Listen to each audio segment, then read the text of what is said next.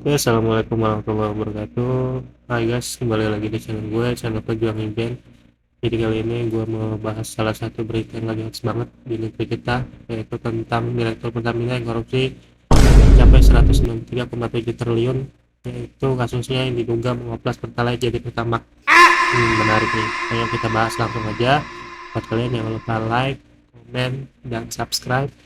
Dan jangan lupa share video ini sebanyak-banyaknya agar keluarga dan teman kalian di luar sana pada tahu semua berita ini. Oke guys, mari kita mulai. Itu Pertamina korupsi hingga 193 triliun lewat hasil sulap Pertalite jadi Pertamax. Padahal gajinya besar. Gua penasaran sih sebenarnya seberapa besar gaji direktur Pertamina. Oke guys, jadi rules mainnya itu kayak gini. Dari sumber yang gue baca, ternyata sejak beberapa tahun terakhir bensin Pertamax atau RON 92 itu aslinya Pertalite RON 90 yang doplos. Karena doplosnya di blending atau di depo dan dikasih bahan adiktif tertentu untuk kemudian dijual sebagai Pertamax. Selain itu, produksi kilang minyak di Indonesia sengaja diturunkan supaya diperbolehkan untuk impor dari luar negeri. Wow, keren banget nih main ini. Oke, jadi Direktur Pertamina itu namanya adalah Rifa Sihaan, guys. Jadi beliau merupakan PT Pertamina Patraniaga. Jadi selama perjalanan karirnya beliau ini sebenarnya dari awal itu memang udah punya jabatan ya guys ya, dari Vice President, kemudian Direktur Pemasaran, kemudian sampai menjadi Direktur Utama PT Pertamina Patraniaga. Gue makin penasaran sebenarnya. Di sini dari sumber Tribun, gue juga baca nih ada 7 tersangka kasus korupsi tata kelola minyak mentah Pertamina. Di antaranya itu rata-rata ya guys ya, itu semua yang punya jabatan di PT Pertamina, dari direktur utama, direktur optimalisasi, kemudian vice president, komisaris. Wah, ngeri banget nih. Oke, kita lanjut. Di sini pejabat Pertamina oplos bensin Pertalite jadi Pertamax, capai kerugian negara 193 triliun. Gue masih penasaran, ini sebenarnya apa yang ada dalam pikiran mereka ini. Tega banget mereka sampai ngoplos Pertalite jadi Pertamax dan dijual lagi sama masyarakat. Sekarang gue mau tanya sama kalian, yang rugi siapa? Kita semua kan, masyarakat Indonesia. Ini yang baru ketahuan ya guys ya. Gue juga nggak tahu nih sebenarnya ada berapa banyak klubnya. Tapi yang baru ketangkap ini ada kurang lebih 7 orang. Oke guys, di sini kita bakalan simak terus mainnya PT Pertamina ini yang menurut gue rapi banget. Mereka itu pandai banget buat skenario sampai akhirnya kasus ini baru terungkap di 2025 berdasarkan uh, kutipan dari dekade 08. Ini para bandit ini bekerja, yaitu satu nih gue bacain. 3 direktur subholding PT Pertamina sengaja mengkondisikan melalui rapat optimasi hilir untuk menurunkan produksi kilang sehingga produksi minyak dalam negeri tidak terserap sepenuhnya, alhasil yang terjadi impor. Oke, jadi mereka itu intinya, para pejabat ini mengatakan bahwa produksi minyak dalam negeri tidak mencukupi untuk seluruh masyarakat Indonesia. Akhirnya mereka meminta izin untuk impor minyak dari luar negeri. Aduh, ini memang udah direncanain banget sih ini. Kalau memang harus bohong dengan mengatakan tidak cukup. Oke, yang kedua, ketika produksi kilang sengaja diturunkan, subholding PT Pertamina ini sengaja ditolak. Alasan penolakannya karena produksi minyak dari kontraktor kontrak kerjasama atau KKKS tidak memenuhi nilai ekonomi. Tapi pada kenyataannya harga yang ditawarkan masih masuk range harga perkiraan atau HPS. Kemudian KKKS di sini bermain juga. Ditolaknya minyak KKKS jadi alasan persetujuan ekspor broker. Waduh, ini yang main berarti orang-orang pintar nih guys. Jadi mereka mengatakan bahwa minyak yang ada dalam negeri itu nggak cukup buat pemenuhan kebutuhan masyarakat Indonesia. Akhirnya mereka impor. Nah, setelah mereka dapat izin impor itu harus itu main lagi tuh guys. Waduh, ini terinci banget perencanaan korupsinya. Gue yakin pasti setelah impor ini mereka bakalan main lagi. Mereka ngoplos Pertalite-nya, kemudian dijual Pertamax, itu aja udah seberapa besar untungnya. Kemudian diimpornya main lagi ya. Kacau banget ini. Oke guys, kita lanjut. PT Kilang Pertamina Internasional atau KPI impor minyak mentah, sementara PT Pertamina Patraniaga mengimpor produk kilang. Oke, daripada produksi dalam negeri minyak hasil impor memiliki komponen harga yang tinggi, di sini ada pemufakatan jahat. Kemudian pemufakatan jahat itu menghasilkan pengadaan produk kilang dengan membeli RON 92 atau Pertamax, padahal kenyataan yang dibeli adalah RON 90 Pertalite yang kualitasnya lebih rendah, terlebih dapat markup harga sebesar 13% sampai 15%. Waduh, gila banget nih. Lo impor Pertalite dari luar negeri, kemudian lo jual ke dalam negeri dengan lo oplos, dan lo jual di standnya Pertamax dengan klaim bahwa itu adalah RON 92. Benar-benar ini mah, gimana ini orang-orang pada korupsi ini, pintar banget. Ini mainnya rapi banget, tapi kita masyarakat Indonesia semuanya merasa dirugikan. Pokoknya ini orang-orang harus dituntut dengan hukuman semaksimal mungkin. Oke, di sini coba kita dengerin gimana tanggapan Bapak Menteri BUMN kita, yaitu Bapak Erick Thohir, terkait masalah yang lagi hots banget terjadi. PT Pertamina, perusahaan yang sangat besar sampai bisa korupsi segede itu dari tahun 2018 sampai dengan 2023. Memang penegakan hukum kita harus hormati, dan semua proses hukumnya pasti kita dukung.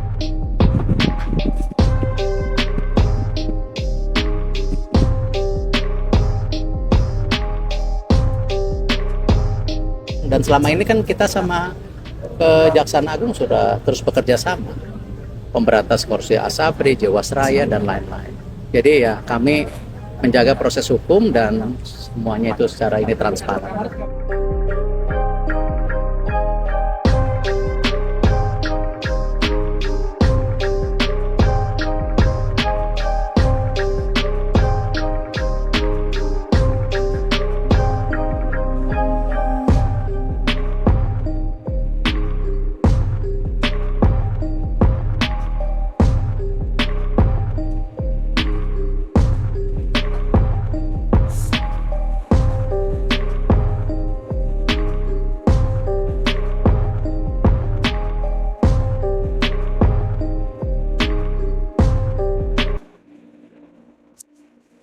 Gila banget.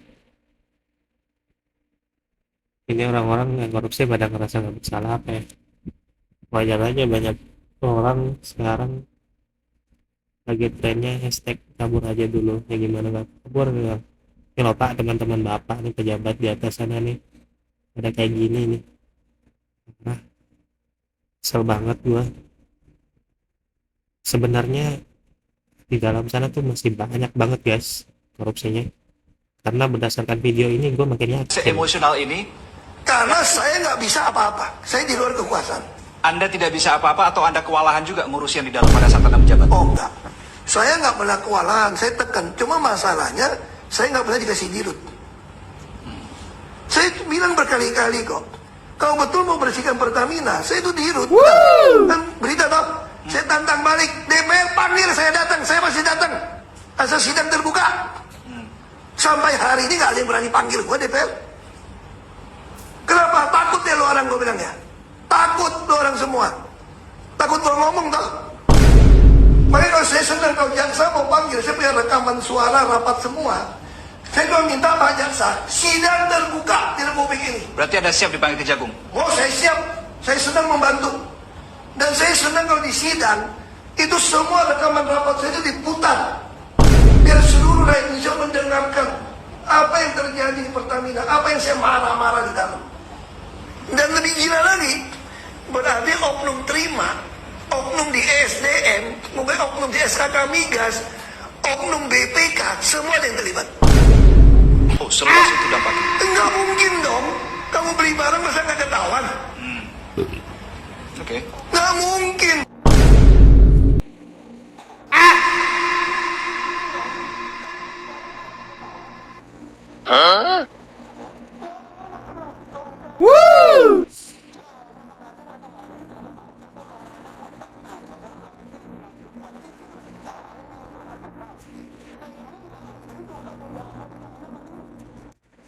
gila banget. Ahok aja udah berani angkat bicara kayak gitu.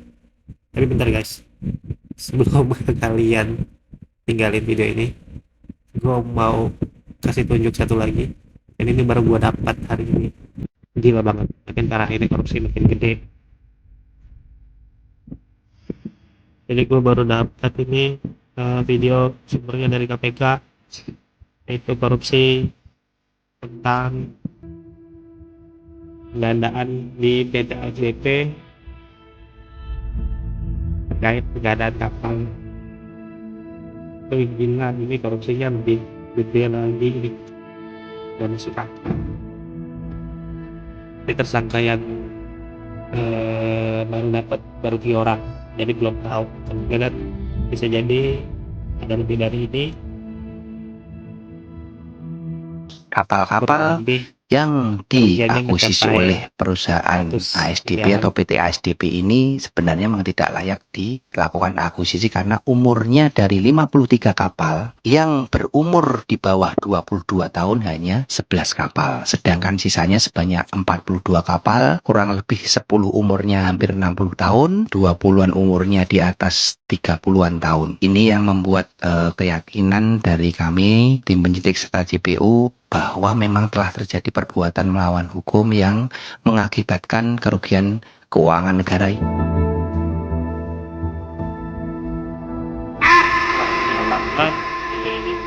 Malam ini gue juga nggak buruk nih. Jadi guys, buat kalian yang senang dengan template kayak gini atau mungkin pengen buat template kayak gini dan kayak gini, jadi kalian gak usah khawatir. Template tersebut gua ada sales di link gua, kalian silahkan cek bio gua, silahkan cek link gua. Sana gua ada sediain template buat kalian buat jualan, template makeup, template buat kalian developer rumah, CV, sampai dengan undangan digital, semuanya lengkap. Template tersebut bisa kalian edit lagi, bisa kalian warnai lagi, bisa kalian kreasi sesuai kreativitas kalian tanpa batas. Harganya juga murah, kalau kalian beli kalian bisa jual lagi, dan itu semuanya banyak banget gue sediain di situ. Kalian nggak bakalan kehabisan ide buat edit itu template. Bisa kalian jadikan poster buat jualan, bisa kalian jadikan media iklan buat promosi di media sosial. Oke guys, mungkin sekian dulu video dari gue kali ini. Gue bakalan cari lagi terkait berita-berita baru yang menurut gue hot banget di negeri ini. Sampai jumpa di video selanjutnya, dan yang paling penting gue mau ngucapin selamat menyambut bulan suci Ramadan. Jangan lupa like, comment, subscribe, share. Gue pamit undur diri. Sekian video dari gue. Assalamualaikum warahmatullahi wabarakatuh.